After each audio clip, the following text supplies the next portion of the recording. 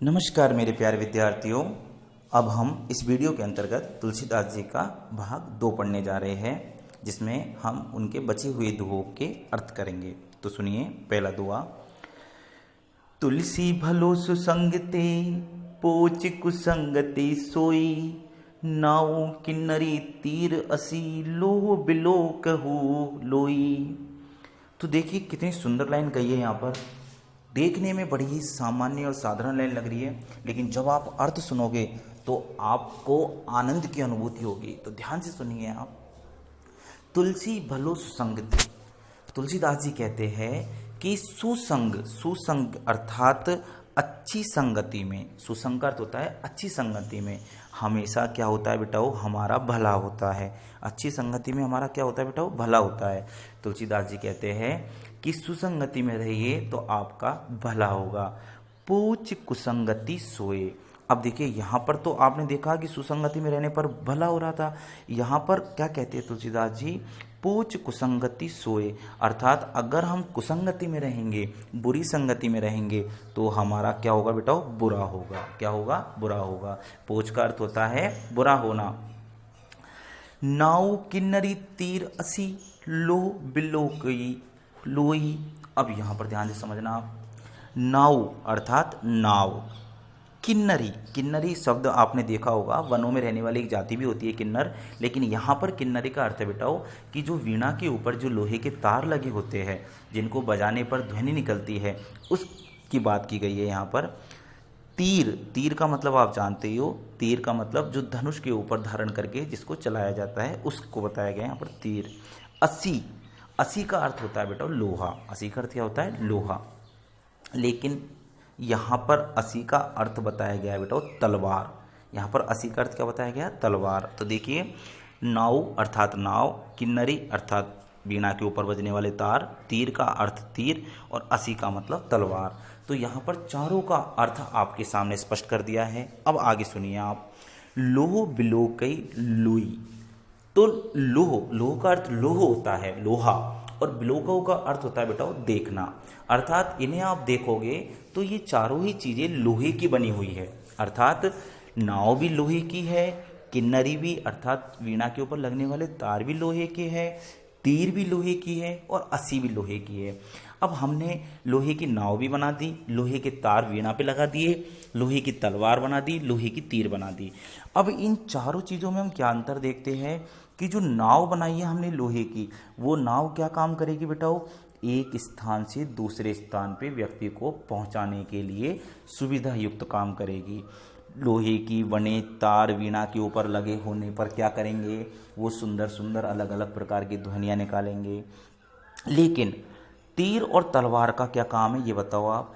तीर हमेशा लोगों को दुख पहुंचाने का काम करती है, अर्थात अगर तीर को हम किसी के ऊपर छोड़ेंगे तो वह उसकी मृत्यु का कारण बन जाती है। यही काम तलवार का है।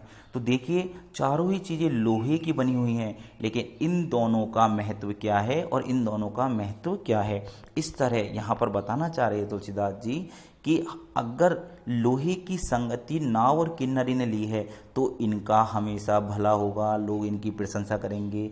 जबकि तीर और तलवार की अगर संगति लोहे ने ली है तो लोग लोहे की बुराई करेंगे, कोई प्रशंसा नहीं करेगा। इसी तरह अगर हम भी सुसंगति में रहेंगे तो लोग हमारी भलाई करेंगे और हम हमेशा सुखी रहेंगे। अगर हम कुसंगति को अपनाएंगे तो लोग भी हमारी बुराई करेंगे और हम हमेशा दुखी रहेंगे। इस तरह इसको समझाने का प्रयास किया गया है। तो आइए अब हम अगले पद की ओर चलते हैं। राम कृपा तुलसी सुलभ गंग सुसंग समान, जो जल परे जो जन मिले कीजे आपू समान।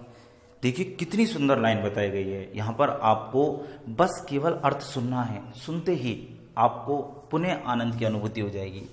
राम कृपा अर्थात राम की कृपा से, राम कृपा का अर्थ क्या बेटा, राम की कृपा से। तुलसी सुलभ, तुलसी यहाँ पर तुलसीदास जी को कहा गया है कि तुलसीदास जी कहते हैं कि राम की कृपा से सब कुछ सुलभ है, अर्थात हमें सब कुछ प्राप्त होना संभव है। किसकी कृपा से, राम की कृपा से। कैसे, गंग सुसंग समान, गंगा और सुसंगति, अच्छी संगति के समान। कैसे गंगा और सुसंगति के समान कैसे, सुनिए बेटाओ, नीचे वाले लाइन से इसका अर्थ करेंगे। जो जल परे जो जन मिले कीजे आपु समान। तो यहाँ पर बताना चाह रहे हैं तुलसीदास जी कि गंगा नदी में जो भी जल आकर के मिलता है वह कितना ही अशुद्ध हो, लेकिन वह जल पवित्र हो जाता है। और जो जन मिले, और कोई भी व्यक्ति कितना ही दुर्जन हो, अगर सज्जन व्यक्ति की संगति अपना लेता है तो वह भी कैसा हो जाता है, सज्जन हो जाता है। कीजिए आपू समान, अर्थात वो अपने समान उनको कर लेते हैं। इस तरीके से तुलसीदास जी यहाँ कह रहे हैं कि राम की कृपा से सब कुछ संभव है, गंगा नदी और अच्छी संगति के समान। कैसे कि गंगा नदी जो होती है उसमें किसी भी प्रकार का जल पड़े तो वह गंगा नदी उसे अपने समान कर लेती है, और सत्संगति में जो भी व्यक्ति आकर के बैठता है वह सत्संगति हमेशा उस व्यक्ति को अपने समान कर लेती है। इस तरीके से तुलसीदास जी ने यहाँ पर हमारी अच्छी संगति की प्रशंसा की है। आगे सुनिए बेटाओ। तुलसी या संसार में भांति भांति के लोग, सब सुहिल मिल चालिए नदी नाव संयोग। देखिए कितनी सुंदर लाइन है। तुलसीदास जी इस संसार में, तुलसीदास जी कहते हैं कि यह संसार, इस संसार में भांति भांति के लोग, अलग अलग प्रकार के लोग रहते हैं। अब अलग अलग प्रकार के आपको पता है, आज मैं यहाँ से आपको पढ़ा रहा हूँ, आप इसको वहाँ पर पढ़ रहे हो, तो क्या मेरा स्वभाव और आपका स्वभाव एक जैसा हो सकता है? बिल्कुल नहीं, हर व्यक्ति का स्वभाव अलग अलग है। उसी प्रकार से तुलसीदास जी इसमें बताते हैं कि सबसो हिलमिल चाहिए, हमें इस दुनिया में सबसे हिलमिल कर चलना चाहिए, तभी जा कर के हम इस भव सागर को पार कर सकते हैं। अब देखिए, हिलमिल करके चलने के लिए भी तुलसीदास जी ने एक उदाहरण दिया है, और कितना सुंदर उदाहरण दिया है, नदी नाव संयोग। जिस प्रकार से एक नदी नाव का सहयोग करती है उसे एक स्थान से दूसरे स्थान पर जाने में, अर्थात नदी और नाव की तरह हमें भी एक दूसरे के साथ हिलमिल करके चलना चाहिए, जिससे कि हम इस संसार को अच्छे से पार कर सके, अर्थात अच्छे से तार सके। अब आइए अगले पद की ओर। तुलसी पावस के समय धरी को किलन मौन, अब तो दादुर बोलिए हमें पूछे कौन। अब देखिए, ये लाइन जब आप सुनोगे ना तो आपको लगेगा कि कक्षा में हमारे साथ कई बार ऐसा होता है और हम बिल्कुल इसी तरीके से करते हैं, लेकिन आप लोग ध्यान से सुनोगे तब आपको इसका अर्थ समझ में आएगा। यहाँ क्या कहते हैं बेटा तुलसीदास जी कि पावस के समय, पावस का मतलब होता है बेटा वर्षा ऋतु, पावस का अर्थ क्या होता है, वर्षा ऋतु। धरी कोकिलन मौन, जब पावस ऋतु आती है तो उस समय जो कोयल होती है वो मौन धारण कर लेती है। मौन का अर्थ जानते हो आप लोग, चुप हो जाती है। अब क्यों होती है कोयल, ये सोचने वाली बात है। अर्थात कोयल तो मीठा बोलती है, अच्छा लगता है लोगों को, लेकिन वर्षा ऋतु के समय कोयल चुप हो जाती है। अर्थात आगे वो कहते हैं अब तो दादुर बोलिए। अरे इस वर्षा ऋतु में तो किनको बोलने का अवसर मिलता है, दादुर को। दादुर का अर्थ क्या होता है, जल्दी बताओ बेटाओ, दादुर का अर्थ जल्दी बताओ। वेरी गुड वेरी गुड, मेंढक। दादुर का अर्थ होता है बेटाओ मेंढक।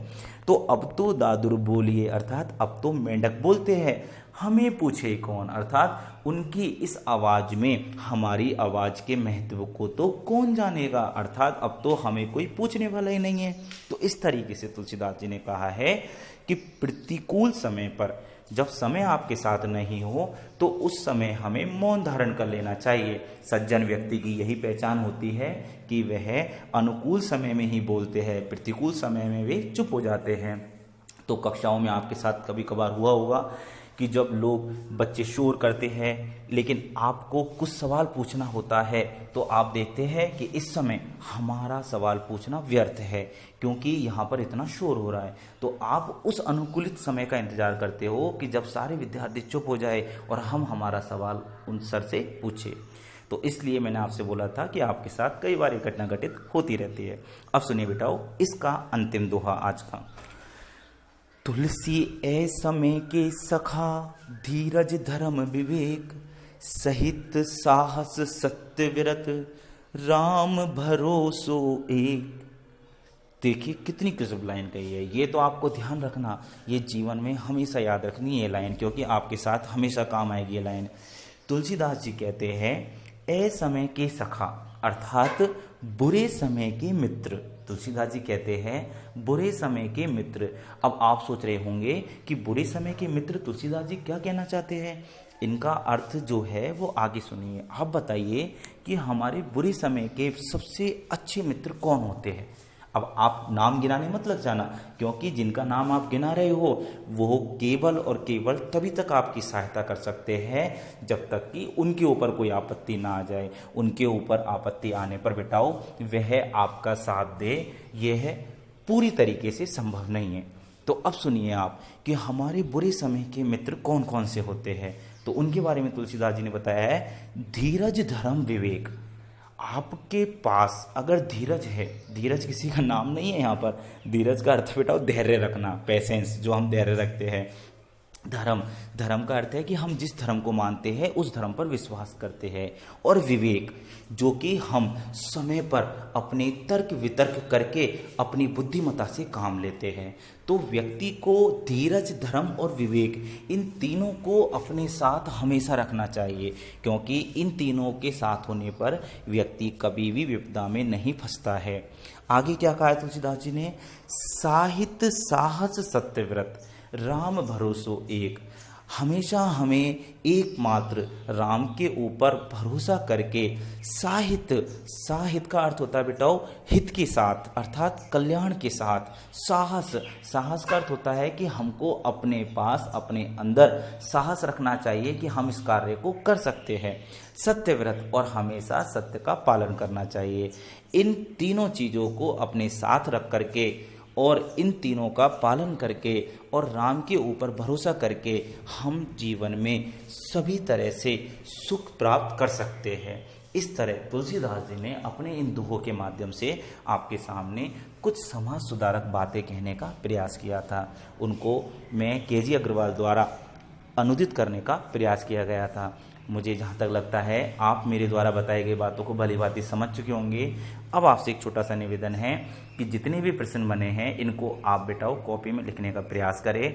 बाकी अंतिम, जब इसके अंतिम राजियारा सोरठा कृपाराम खिड़िया के पाठ को पढ़ेंगे उसके बाद हम इनके पाठ्य पुस्तक संबंधी प्रश्नों पर भी चर्चा करेंगे। तो आज के लिए इतना ही। बहुत बहुत धन्यवाद।